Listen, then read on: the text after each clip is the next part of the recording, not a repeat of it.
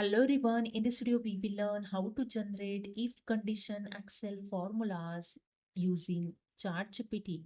So let's start this Excel and here you can see I have data, student name, list and marks.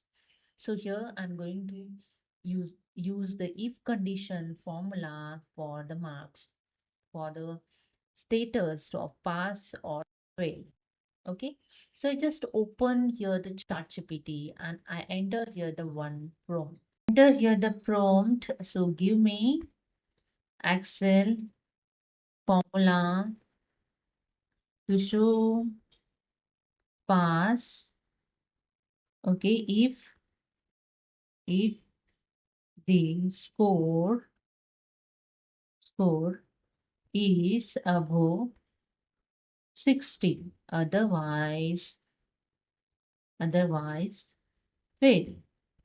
Enter. That's it. Here you can see your formula is ready.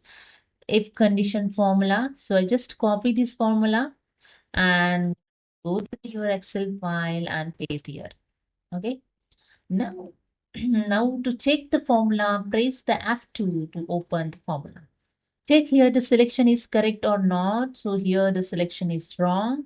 You need to select the marks column. Okay. You need to select the marks cell.